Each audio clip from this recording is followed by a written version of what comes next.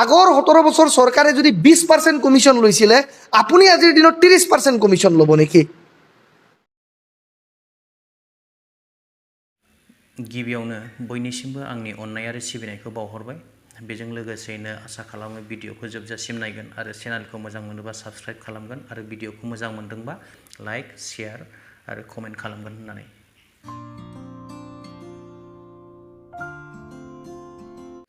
UPPL दोलोआ जोबोद दुरबल जाबाय नामा? इउपिपिएल दोलोखौ नागारनानै इउपिपिएलनि कर्मिफ्रा गुबुन हान्जाफ्राव जगदान खालामबाय नामा एबा लोगो लाहैबाय नामा? गोबां सोंलु जानानै फैबाय। दा मोनसे भिडिअ ओंखारदों जे सासे मानसिया मोनसे चेलेन्ज होदों जे फैगौ पार्लियामेन्ट इलेक्सनाव लकसभा इलेक्सनाव इउपिपिएल हान्जाया बिजेपिनि मदद गैयालासेनो इलेक्सन गेलेनानै जुदि देरहानो हायोब्ला सासे मानसिया बिटिसि ओनसोलखौनो नागारनानै खारगोन। अब्ला बिथाङा बेबायदि चेलेन्ज खालामलायनो हानाय इउपिपिएल दोलोआ एखेबारे माने अबस्था गाज्रिसै नामा? बिथाङा माखासे चेलेन्ज होदों। दा बे चेलेन्जखौ जों भिडिअनि गेजेरजों एसे नायनि आरो बिथांखौ नोंबो आंबो हयथ' बयबो सिनायखायो। बिथाङानो जाहैबाय पृथ्वीराज नारायण देब मेस। बिथाङा खौरांगिरिफोरनि सिगाङाव मा फोरमायखो एसे नायनानै लादिनि। চ্যালেঞ্জ ময়ো লৈছোঁ যে যদি ইউপিপিএল দলে কোকৰাঝাৰ লোকসভা সমষ্টিত বিজেপিৰ সমৰ্থন নোলোৱাকৈ প্ৰাৰ্থিত্ব আগবঢ়ায়, ইউপিপিএল দলে যদি একাষৰীয়াকৈ নিৰ্বাচনত অৱতীৰ্ণ হয়, তেতিয়াহ'লে 2 লাখতকৈ যদি অধিক তেওঁলোকে ভোট লাভ কৰে, মই BTAD অঞ্চল ত্যাগ কৰিম বা BTR অঞ্চল ত্যাগ কৰিম। ৰাজনীতি বাদ দিয়াটোতো বাদেই দিয়ক। এই ৰাইজে কিবা উন্নয়নৰ কথা, দুৰ্নীতিৰ কথা, ভূমিৰ অধিকাৰৰ কথা লৈ প্ৰশ্ন উত্থাপন কৰে বা তীক্ষ্ণ সমালোচনা কৰে। গণতন্ত্ৰত আপোনালোকে সমালোচনাক আঁকোৱালি নলয়, বৰং ওলোটাহে উত্তৰ দিয়ে যে আগত 17 বছৰৰ চৰকাৰে কি কৰিছিলে। আৰে বাবা, আগৰ 17 বছৰ চৰকাৰ যদি চুৰ আছিলে, তাৰমানে আপুনি ডকাইতি কৰিব নেকি? আগৰ 17 বছৰ চৰকাৰে যদি 20% কমিশন লৈছিলে আপুনি আজিৰ দিনত 30% কমিশন ল'ব নেকি? আৰু এটা কথা, 7 দিন আগতে কোনোবা ইউপিপিএল মিটিঙত আপুনি ভাল ভাবি পচা গাহৰি আৰু চালানী মাছ খাই আহিছিলে। অৰ্থাৎ 7 দিন পূৰ্বত আপুনি ভাল খাদ্য ভাবি পচা গাহৰি আৰু চালানী মাছ খাই আহিছিলে, কিন্তু 7 দিন পিছত যদি আপোনাৰ পেট বেয়া বা ডিচেণ্ট্ৰি হয়, তাৰ কাৰণে জগৰীয়া সেই 7 দিন পূৰ্বতে খোৱা পচা গাহৰি আৰু চালানী মাছক কৰিব নেকি? আপোনাৰ দায়খিনি লুকাবৰ কাৰণে আপুনি বেলেগক দোষাৰোপ কৰিব নোৱাৰে।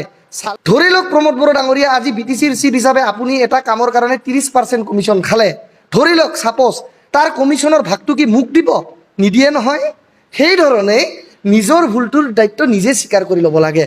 কোৱাৰ দৰে ডাঙৰ ডাঙৰ স্বপ্ন দেখুৱাইছিলে, কিন্তু দৰাচলতে ইউপিপিএল দলে চৰকাৰ গঠন কৰাৰ পিছত আমি কি পালোঁ?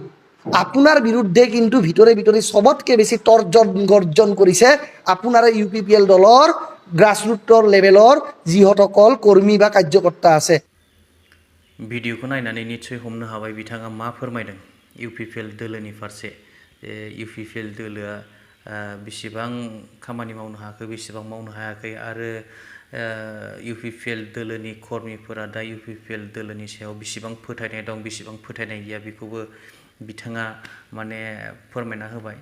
सिङाव मा जामारदों आसलते जोंबो मोजां मिथिया, नाथाय खौराङाव नुनाय हिसाबै बेफोरखौ जोङो साननो हायो जे इउपिपिएल दोलोआ गोबां दुरबल अबस्थायाव सफैबाय। आरो सिगाङाव सोरबा सोरबा बुंदोंमोन जे इउपिपिएल दोलोआ मालायनि अक्सिजेनजों थांनानै थानाय सासे मानसि बायदि होननानै। माने नंगौ, नंनाया बिजेपिनि हेफाजाबैसो दा दङ इउपिपिएल दोलो एबा बिटिआर सरकार, प्रमोद बर' सारनि सरकारा। बे हले सियरखा आरो। आচ্ছা, बे थांबाय। दानिया मोनसे खोथा, मोनसे दुखुनांथाव सान फालिनो थांगासिनो दं। दा बे जाहैबाय फैगौ 14 सेप्तेम्बराव मुंख्लं सान फालिगोन। 35थि एनडिपिनि मुंख्लं सान फालिगोन आरो बेखौ बाक्सा जिल्लानि रुपहिनि साम' हाथाइ एबा सामुकथला होननाय जायगायाव बेखौ फालिनाय जागोन। दा बिनिनो साइनासालिनि लाइ खुन्थियाखौ गायसंजेननाय जाबाय आरो बे लाइ खुन्थिया गायसंनायाव बे सावरायग्रा सारा माने नुजाहैदों आरो लाइ खुन्थिया गायसंनाय हाबाफारियाव बाहागो लादों आरो बेजों लोगोसेनो बिथाङा गासैबो रायजो राजाफोरखौ बे मुंख्लंफोरनो मान बावनाय हाबाफारियाव लैहोर लैहोर बाहागो लानो खौरांगिरिफोरनि गेजेरजों खावलायहरदों। बिदिब्ला भिडिअखौ एसे नायदिनि।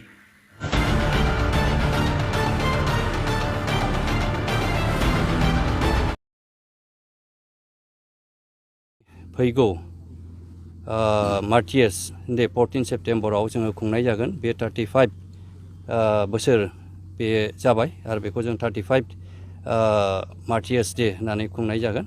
दा बेखौ खुंनायनि लाहार फाहार जों खालामनाय जादों। दा दिनै बेवहाय जोङो दिनै खुन्थिया गायसननाय जाबाय।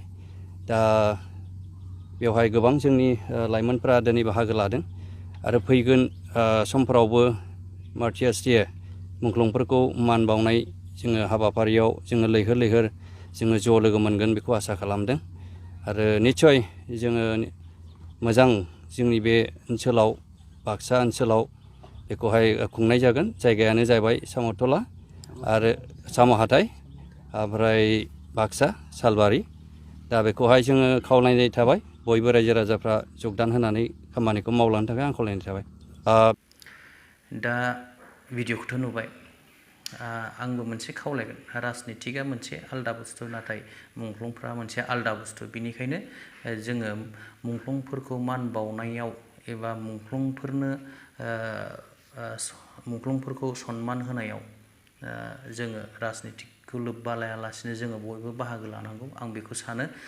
माने जाय मुंख्लंफोरनि थैनि एबा जिउनि बेसेनजों जोङो दिनै बे अबस्थायाव दङ, दा बिनिखायनो जोङो मुंख्लंफोरखौ गिबियावनो सनमान होनांगौ। आं बेखौनो गासैबो रायजो राजाफोरनिसिम आर'ज खालामबाय। मिजिंथियो बयबो बे हाबाफारियाव बाहागो लानानै जोंनि मुंख्लंफोरखौ सनमान एबा मान बावहैगोन। मान बावहैनानै माने मुंख्लंफोरनि जिथु अबदान बेखौ जोङो माने गोसोखांगोन। दा जोबथारनायाव आं गोबां बुंनो सानाखिसै। दिनैनि भिडिअखौ एसेयावनो दोनथ'बाय। जाय बिथांमोना भिडिअखौ जोबजासिम नायबाय बिथांमोननिसिम रोजा रोजा साबायखर थाबाय। थेंक इउ, गोजोन्थों। जय बर' हारिनि।